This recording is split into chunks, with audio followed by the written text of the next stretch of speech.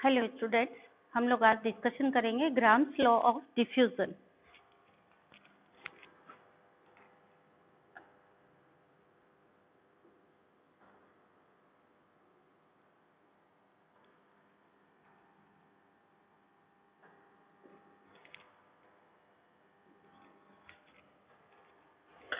Ability of a gas to expand and occupy the whole available space, it is called as diffusion। यानी जो gas होती है उसमें diffuse करने की टेंडेंसी होती है और वो जितना भी अवेलेबल स्पेस होगा उसको ऑक्यूपाई कर लेती है। और ये जो प्रोसेस है जिसमें कि वो पूरा होल अवेलेबल स्पेस ऑक्यूपाई कर लेती हैं, that process is called as diffusion.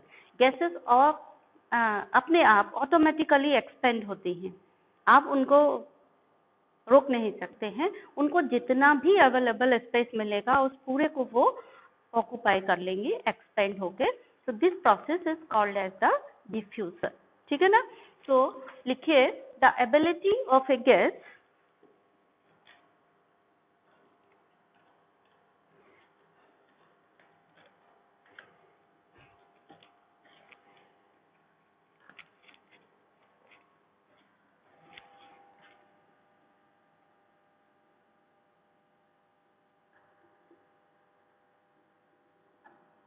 ability of a gas to spread and occupy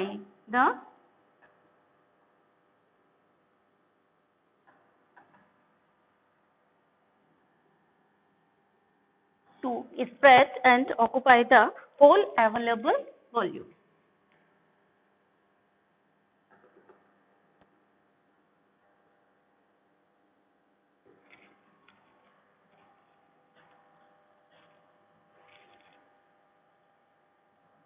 Irrespective of other gases present in the container। ठीक है, इसको हम कहते हैं डिफ्यूजन। ठीक है ना। दूसरी गैस कंटेनर में है लेकिन उससे कोई लेना देना नहीं, वो जितना भी स्पेस कंटेनर में होगा उसको ऑक्यूपाई कर लेगी। That process is called as the diffusion. Graham's law of diffusion हम बाद में डिस्कस करेंगे, पहले डिफ्यूजन होता क्या है उसको समझ ले, फिर ग्राम्स लॉ पढ़ेंगे। अब डिफ्यूजन के बाद एक और टर्म आता है जिसको हम बोलते हैं एफ्यूजन। डिफ्यूजन को भी समझेंगे, पहले डिफ्यूजन को थोड़ा और अच्छे से समझ लीजिए। मैंने आपको पहले भी बताया था, किसी कंटेनर में अगर हमने दो नॉन इंटरेक्टिव गैसेस भरी हैं तो जो गैस है वो पूरा वॉल्यूम ऑक्यूपाई कर लेगी कंटेनर का। यानी जो दोनों नॉन इंटरेक्टिव गैसेस हैं उनका वॉल्यूम, यानी दोनों ही गैसेस का कंटेनर के वॉल्यूम के बराबर होगा। ठीक है ना। ऐसा नहीं है कि कंटेनर में एक गैस का आधा वॉल्यूम होगा दूसरे का आधा होगा, no. whole volume of container will be occupied by both the gases and the volume of container will be equal to volume of gas। तो ये चीज आपको ध्यान रखना है।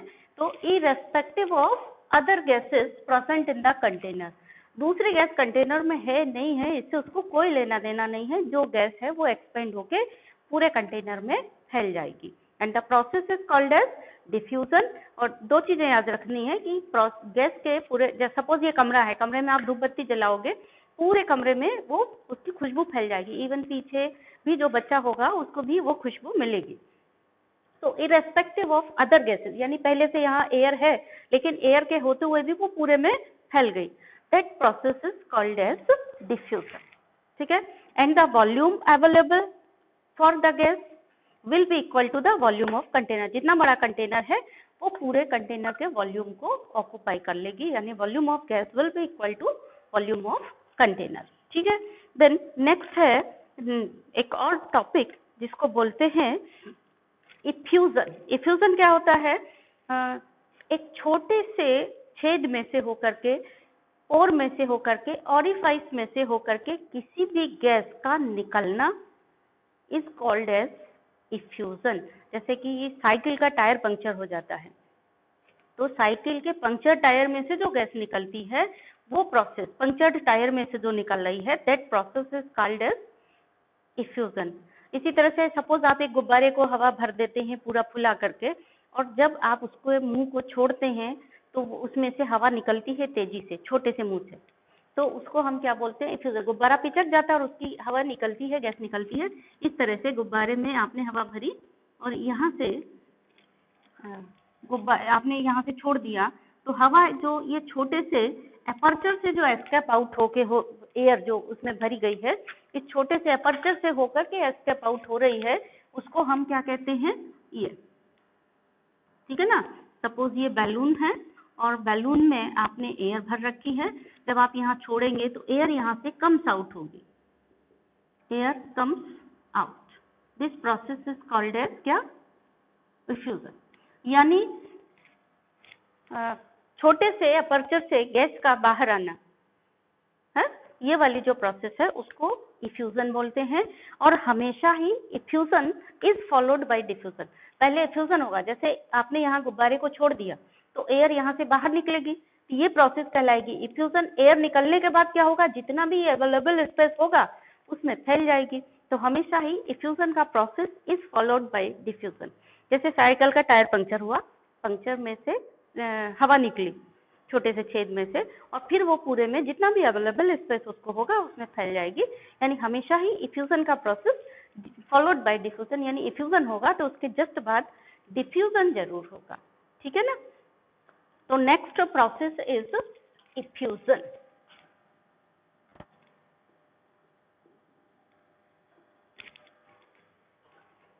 इफ्यूजन क्या हो गया, इफ्यूजन हो गया is the process by which a gas under pressure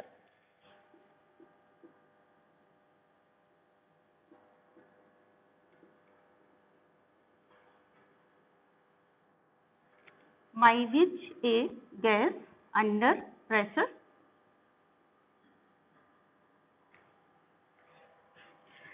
escapes from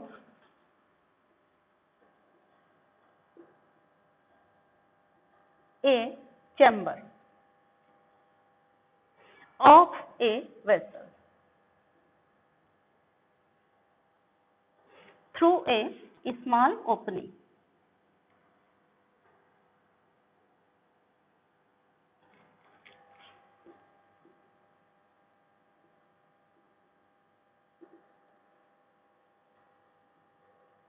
Or an orifice. For example, escaping of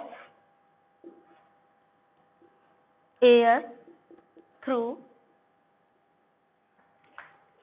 punctured tire.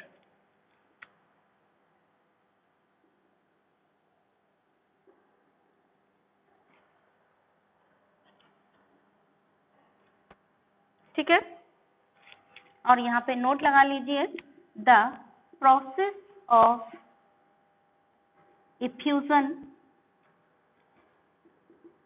Is always followed by diffusion. ठीक है, तो अब हम उस पॉइंट पे आ गए कि जब हम डिस्कस कर सकते हैं grams law of diffusion.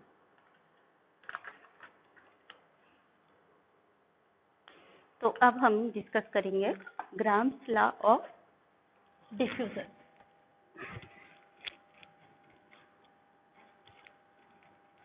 Diffusion effusion में आपको अंतर समझ में आ गया होगा।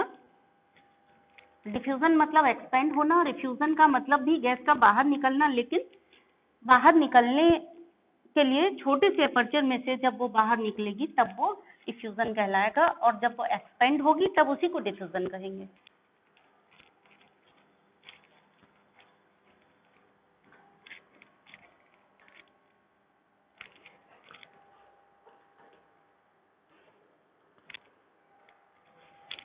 ग्राम्स लॉ ऑफ डिफ्यूजन क्या कहता है? Under identical conditions of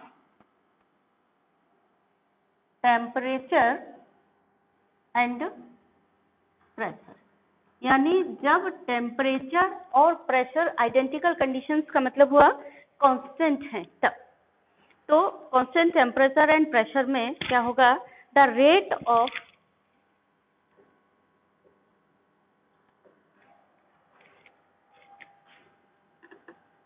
diffusion या फिर इफ्यूजन, दोनों ही, इफ्यूजन हो रहा हो या डिफ्यूजन हो रहा है, दोनों का ही रेट ऑफ ए गैस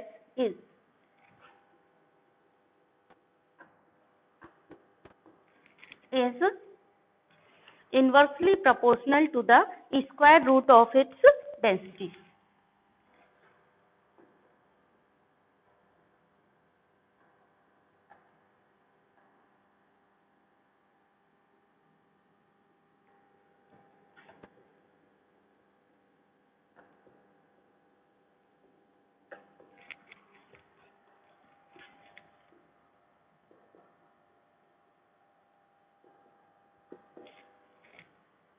ठीक है, यानी कि ग्राम्स लॉ ये कहता है कि रेट ऑफ इफ्यूजन,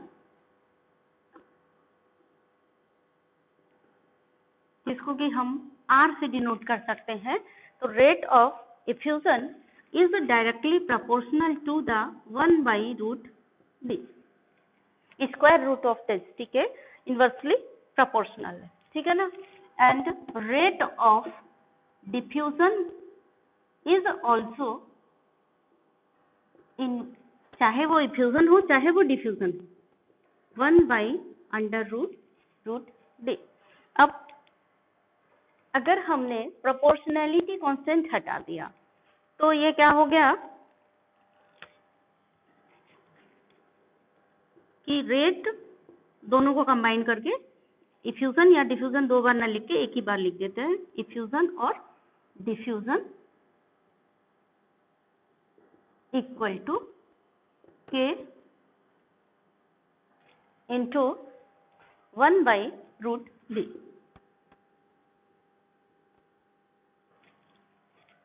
हम इसको ऐसे भी लिख सकते हैं, ठीक है। तो K क्या है यहाँ पे? K है प्रोपोर्शनैलिटी कांस्टेंट, और रेट ऑफ डिफ्यूजन को हम R से डिनोट कर सकते हैं, ठीक है।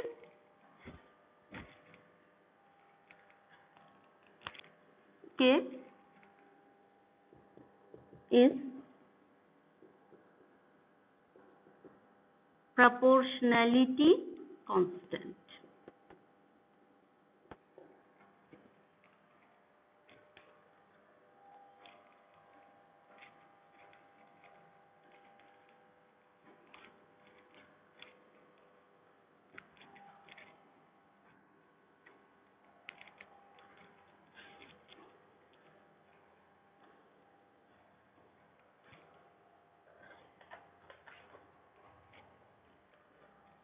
ठीक है। अब दो गैसेस हैं आपको, suppose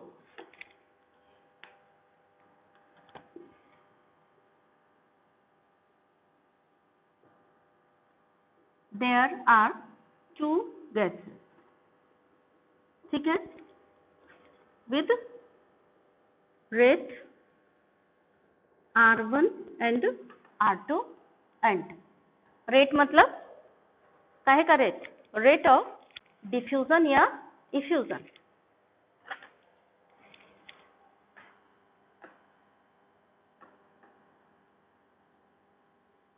R1 and R2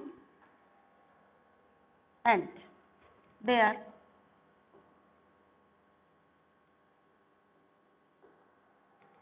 density is D1 and D2 respectively। जो डेंसिटी है वो रेस्पेक्टिवली D1 D2 है, ठीक है ना। गैसेस, दो गैसेस हैं, टू गैसेस, क्या नाम है इनका, 1 and 2, यानी जो दो गैसेस हैं 1 and 2 है।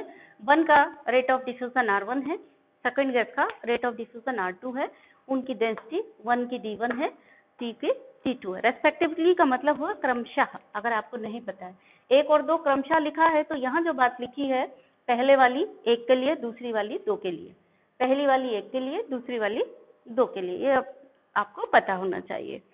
ठीक है, तो फिर रेट और डी में क्या रिलेशन हो जाएगा इनका, ये हो जाएगा R1 upon R2 equal to under root D2 upon D1। ठीक है, ए प्लस ग्रेड का इम्पोर्टेंट क्वेश्चन हो गया ये वाला फॉर्मूला साई के लिए न्यूमेरिकल सॉल्व करने के लिए। ग्राम्स लॉ ऑफ डिफ्यूजन ऐसे ही पूछा जाता है तो भी आप यहाँ तक लिख दीजिए, मतलब मैथमेटिकल डेरिवेशन भी यहाँ तक लिखिए अगर ग्राम्स लॉ ऑफ डिफ्यूजन पूछा गया तो, और नहीं तो इस पर बेस्ड कुछ न्यूमेरिकल पूछे जाएंगे। तो इस फॉर्मूले को और भी कई तरीके से हम रिप्रेजेंट कर सकते हैं, और हर तरीके से जो रिप्रेजेंटेशन हो रहा है वो इम्पोर्टेंट है, कहीं से भी न्यूमेरिकल प्रॉब्लम बन जाता है। तो चलिए नेक्स्ट है इसी का तरीका, अगर T1 and T2 are the time required. चलिए दूसरा एजम्पशन यहीं पर मानते हैं कि suppose if T1 and T2 यानी जो गैसेस डिफ्यूज हुई उनके लिए T1 टाइम और T2 टाइम लगा, ठीक है ना। तो T1 and T2 are the time required for the passage of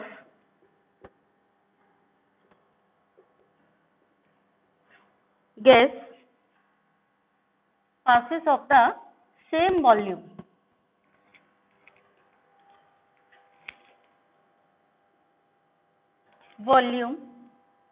Vm of two gases with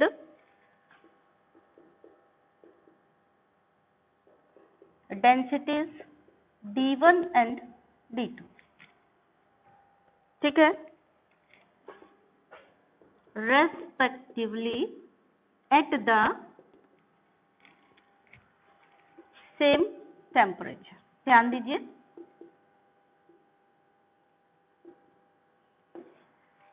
मान लिया जो गैसेस हैं T1 T2 टाइम में डिफ्यूज या इफ्यूज होती हैं और सेम वॉल्यूम उनका डिफ्यूज होता है, Vm मतलब सेम वॉल्यूम उनका डिफ्यूज हो रहा है और गैसेस की डेंसिटी D1 एंड D2 है। तो रेट इक्वल टू क्या हो गया, वॉल्यूम डिवाइडेड बाय टाइम, मतलब जितना वॉल्यूम डिफ्यूज हुआ, कितने टाइम में डिफ्यूज हुआ, वही रेट ऑफ डिफ्यूजन हो गया। ठीक है ना। So R1 will be equal to Vm upon T1। ठीक है, Vm वॉल्यूम ये डिफ्यूज हुआ था और T1 टाइम में डिफ्यूज हुआ है और Vm वॉल्यूम T2 टाइम में डिफ्यूज हुआ है। तो R1 हो गया Vm अपॉन T1, इसको मान लिया हमने इक्वेशन 1, और R2 हो गया Vm अपॉन T2, चूंकि वॉल्यूम कांस्टेंट है, ये हो गया इक्वेशन 2। अगर हम इक्वेशन 1 डिवाइडेड बाय 2 करें, इक्वेशन 1 डिवाइडेड बाय इक्वेशन 2, ठीक है, तो हमें क्या मिलेगा, यहाँ पर R1 upon R2 equal to T2 upon T1, क्योंकि Vm Vm कैंसिल हो जाएगा। ठीक है, तो ये एक और फॉर्म हमें मिल गया न्यूमेरिकल प्रॉब्लम सॉल्व करने के लिए, ये भी बहुत इंपॉर्टेंट है। ठीक है, और T2 अपॉन T1 का के बराबर था यहाँ पर, यानी R1 upon R2 equal to T2 upon T1 आपको मिल गया। ठीक है, ये एक और फॉर्मूला हो गया, ये भी ए प्लस ग्रेड का इम्पोर्टेंट है। अब थोड़ा सा ध्यान दीजिए, R1 अपॉन R2 था तुम्हारा किसके बराबर, D2 अपॉन D1 के बराबर था, और ये R1 अपॉन R2 आपका T2 अपॉन T1 के बराबर हो गया। तो आप इसको R1 upon R2 equal to D2 upon D1 equal to T2 upon T1 ऐसे भी लिख सकते हो। ठीक है ना, यानी R1 एक और नया फॉर्मूला आपको यहीं पर मिल गया। एक फॉर्मूला ये था, एक ये हो गया, एक और फॉर्मूला मिल गया R1/R2 इक्वल टू, ये तो हो ही गया T2/T1 और D2/D1 हो गया। अब आपके पास फॉर्मूला आ गया T2/T1 इक्वल टू √D2/D1। ठीक है, चाहे आप इसको ऐसे याद करो कि R1/R2 equal to √D2/D1 equal to T2/T1। जब न्यूमेरिकल करना होगा तो इनमें से कोई भी दो इक्वल वाले निकाल करके फॉर्मूले के फॉर्म में इस तरह से आप लिख सकते हो। ठीक है, अब ये मोलर मास से भी कभी कभी पूछा जाता है, यानी ये चीज नहीं दी गई, मोलर मास दिया गया तो कैसे निकालोगे। तो हमें डेंसिटी को हम मोलर मास और वॉल्यूम से रिप्लेस कर सकते हैं। D इक्वल टू M/V पढ़ा है आपने।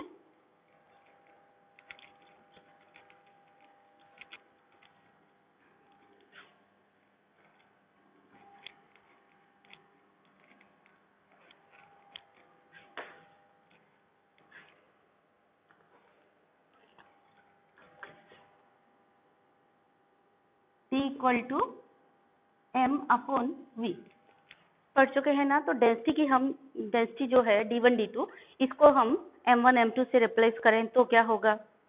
ठीक है, तो डेंसिटी के D इंटू V हम क्या कर सकते हैं, इसको मोलर मास कर सकते हैं।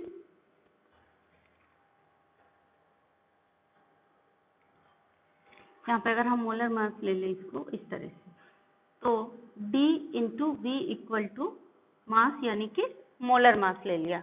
और ये यहाँ पर नॉर्मली आप क्या पढ़ते हो, देखिए ध्यान से, D इक्वल टू M/V पढ़ते हैं, यानी मास अपॉन वॉल्यूम। ठीक है ना। अगर हम यहाँ मोलर वॉल्यूम ले लें, यानी 1 मोल का वॉल्यूम ले लें, तो ये जो मास होगा वो 1 मोलर मास के बराबर होगा। तो इसी को हम ऐसे भी लिख सकते हैं कि D इक्वल टू बड़ा वाला M/V। समझ में आया ना। ये है D equal to mass upon volume का फॉर्मूला। हमने वॉल्यूम कौन सा ले लिया, 1 मोल का वॉल्यूम ले लिया, तो ये हो गया Vm यानी मोलर वॉल्यूम। और जो मास M है ये हमने 1 मोल मास ले लिया, तो वो मास काय के बराबर हो गया, मोलर मास के बराबर हो गया। ठीक है, तो ये हो गया D इक्वल टू M/Vm, या हम इसी को लिख सकते हैं Vm इंटू D यानी molar mass, M equal to Vm into D, ऐसे लिख सकते हैं। ठीक है, तो अगर हम इसको इस तरह से लिखेंगे तो ये जो R1/R2 वाला फॉर्मूला था, R1/R2 इक्वल टू D2/D1, इसको हम रिप्लेस करना चाहते हैं डेंसिटी को मोलर मास से। तो यहाँ डेंसिटी की जगह हम यानी मोलर मास, अगर मोलर मास के टर्म में ये फॉर्मूला लिखेंगे तो ये क्या हो जाएगा, D2 की जगह यानी डेंसिटी की जगह हम लिख सकते हैं M/Vm। ठीक है, D की जगह हम M/V लिख सकते हैं, या D डेंसिटी की जगह M/V लिख दे, ऐसा कर सकते हैं। तो चलिए फॉर्मूला हम कैसे कर सकते हैं, ये इस फॉर्म में लिखेंगे, है ना, क्योंकि हमें मोलर मास लिखना है, डेंसिटी की जगह लाना है। तो डेंसिटी की जगह अगर हम मोलर मास से रिप्लेस करते हैं, ये फॉर्म नहीं चाहिए, दोनों एक ही हैं, हम लिख देंगे D की जगह M/Vm। तो ये था हमारा फॉर्मूला D2 वाला, ये वाला है ना। हमारे पास फॉर्मूला है R1/R2 इक्वल टू √D2/D1। ठीक है, अब D2 की जगह हम क्या लिख सकते थे, M2/Vm लिख सकते थे, और D1 की जगह M1/Vm लिख सकते थे। तो चलिए अगर हम ऐसा लिखते हैं तो हमारे पास ये फॉर्मूला हो गया R1/R2 equal to, under root की जगह अंडर रूट रहेगा, D2 को केवल रिप्लेस करेंगे, डेंसिटी को M/Vm से रिप्लेस कर देंगे, यानी R1/R2। ठीक है ना। तो D2 की जगह आ जाएगा यहाँ पे M2/Vm, और अपॉन आ जाएगा M1/Vm। अब Vm Dm कौन, कांस्टेंट है, मोलर मास है, तो बचेगा क्या? बचेगा हमारे पास R1/R2 इक्वल टू √m2/m। ठीक है, तो हमारे पास जो टोटल फॉर्मूला है, कितनी चीजें आ गई हमारे पास? R, अगर हम दोबारा से एक बार इसको लिखना चाहें तो हमारे पास कुल मिलाकर के कितना हो गया? एक फॉर्मूला ये भी इम्पोर्टेंट हो गया न्यूमेरिकल को सॉल्व करने के। ठीक है, यानी हमारे पास जो रिलेशन आया वो आया R1/R2 equal to √d2/d1 equal to T2/T1 equal to √m2/m।